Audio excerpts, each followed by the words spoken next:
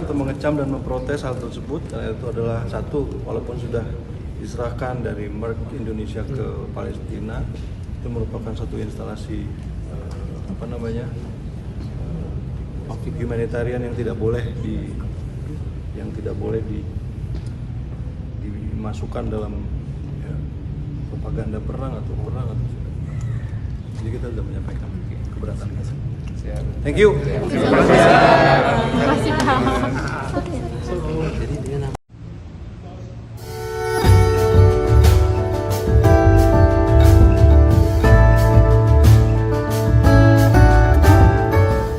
Diplomasi Indonesia kembali jadi sorotan. Menteri Luar Negeri Sugiono bertemu dengan Menlu Filipina Teresa Lazaro di Jakarta untuk memperkuat kemitraan strategis di tengah ketidakpastian global. Sebagai sesama pendiri ASEAN, kedua negara sepakat mendorong kolaborasi konkret, mulai dari sistem pembayaran lintas negara, konektivitas wilayah perbatasan seperti Manado hingga Davao, hingga kerja sama sektor energi berbasis nikel yang krusial bagi rantai pasok dunia. Tak hanya ekonomi, pembahasan juga menyentuh isu panas global. Indonesia dan Filipina sepakat memperkuat kerja sama maritim, pengelolaan perbatasan, serta mendorong stabilitas kawasan di tengah dinamika Laut Cina Selatan dan krisis Myanmar. Bahkan, keduanya menegaskan pentingnya gencatan senjata di Timur Tengah dan kembali mendorong solusi dua negara untuk Palestina sebagai jalan menuju perdamaian jangka panjang. Langkah ini menjadi sinyal kuat, ASEAN ingin tetap solid dan relevan di tengah pusaran konflik dunia.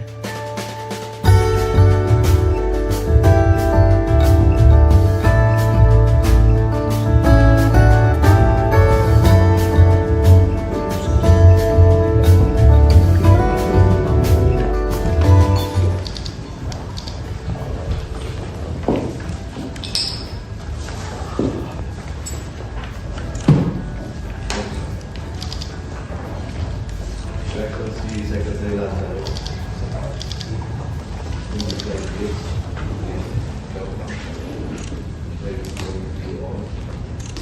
and it is my pleasure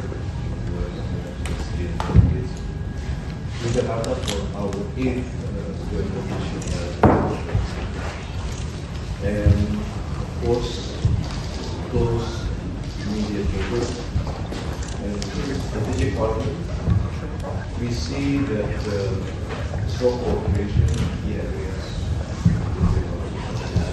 is very important, and this JCBC is a strategic platform for all of us to turn this united and responsive in safeguarding the regional peace, and also facing the challenges that we have with increasing tension around the globe. And of course also strengthen our economic resilience. Madam Secretary, I note that our senior official met yesterday and finalized the agreement.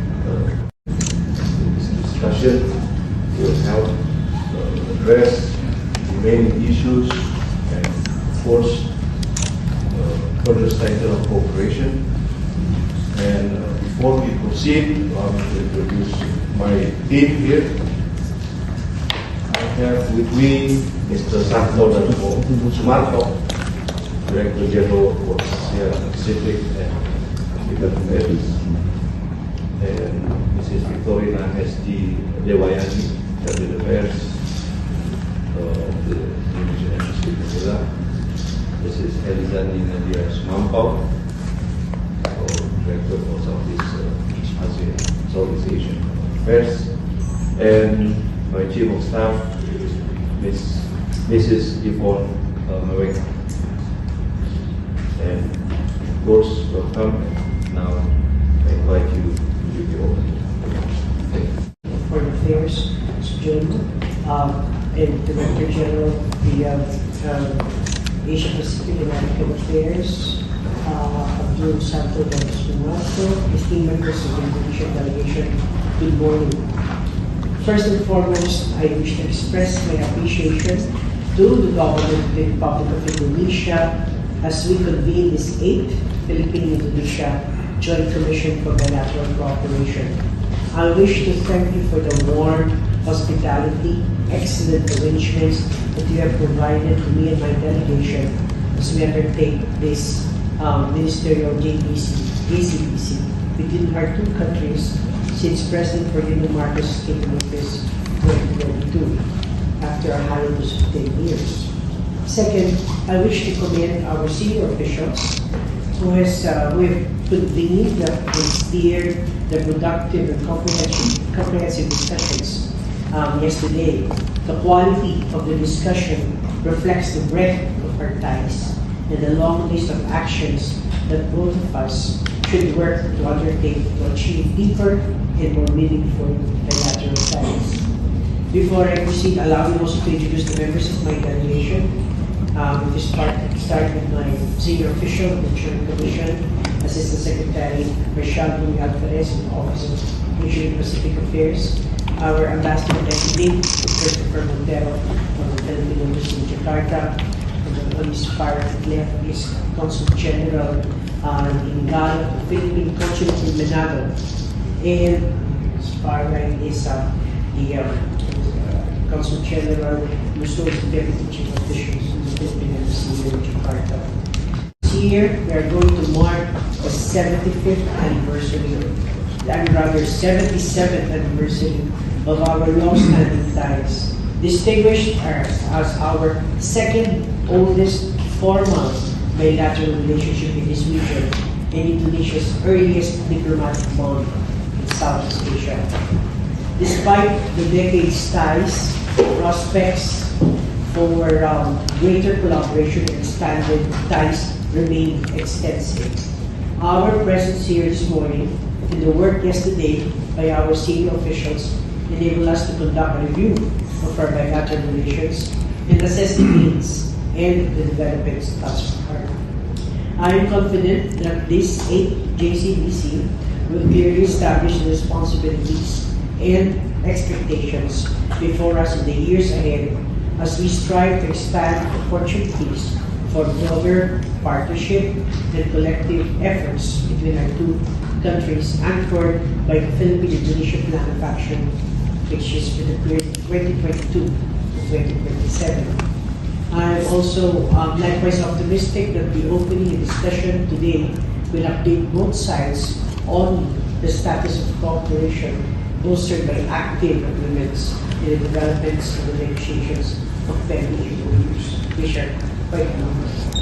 I am also convinced that the convening of this joint commission here in Jakarta will allow us to explore ways for our new ties to reach new heights and to ascertain the appropriateness and suitability to intensify our ties to a partnership that benefits our long-standing and constantly expanding ties. Finally, this meeting comes at an opportune time as the Philippines looks forward to hosting in due course the first state visit of His Excellency Prabowo Subianto's President of Indonesia, and as we welcome President Widodo and the esteemed Foreign Minister back to the Philippines for the 14th ASEAN Summit in May. Thank you very much. Secretary of Foreign Affairs of the Republic of the Philippines, colleagues of the media, once again, it is a great honor to welcome Your Excellency's first official visit to Jakarta for the 8th meeting of the Joint Commission for Bilateral Cooperation between Indonesia and the Philippines. And our meeting today reflects the strong partnership between Indonesia and the Philippines as close neighbors, fellow archipelagic countries, and as well as founding members of ASEAN. Our discussions focus on one objective, which is ensuring that our bilateral cooperation delivers on the benefits for our peoples. And as the Philippines hold the ASEAN chairship this year, Indonesia also confirms our full support and our shared commitment to strengthen ASEAN unity and centrality at a time of growing uncertainties and increasing regional challenges. Today we discuss concrete steps to further strengthen our bilateral cooperation across key strategic sectors. On economic cooperation, we agreed to strengthen collaboration, among others, to local currency settlement, a stronger QR payment system, and better connectivities between border cities such as Manado, Bitung, Davao, and General Santos. Energy cooperation also remains our strategic priorities, as two of the world's largest nickel producers. We welcome the progress of a critical mineral partnership, including the Nickel Alliance, to build resilient global supply chains. On political and security cooperation, we discussed and agreed to strengthen our maritime cooperation, improve border management, and accelerate discussion on continental shelf delimitation based on international law. We also agreed to strengthen defense industry collaboration, including through procurement of Indonesian-made defense equipment. In consular matters, we welcome progress in resolving persons of Indonesian descent and persons of Filipino descent. We also exchanged views on regional and global issues of common concern. We reaffirmed the importance of peace and stability in the South China Sea through full respect of international law, particularly UNCLOS 1982. We also emphasized the importance of an inclusive political process in Myanmar, support long-term peace, regional stability, and humanitarian assistance and aid. We also agreed to strengthen defense industry collaboration, including through procurement of Indonesian-made defense equipment. In consular matters, we welcome progress in resolving persons of Indonesian descent and persons of Filipino descent. We also exchanged views on regional and global issues of common concern. We reaffirmed the importance of peace and stability in the South China Sea through full respect of international law, particularly UNCLOS 1982. We also emphasized the importance of an inclusive political process in Myanmar, support long-term peace, regional stability, and humanitarian assistance and aid. Geopolitics dynamics in the Middle East. We both believe that the current ceasefire is an important step to prevent wider escalation. For countries like Indonesia and the Philippines, the stability in the Gulf matter directly, because any disruption will affect energy security, supply chain, economic resilience in the region. And at the same time, we believe that lasting peace and stability in the Middle East cannot be achieved without justice for the Palestinians as well. And we both believe that this two-state solution is the only solution to this issue.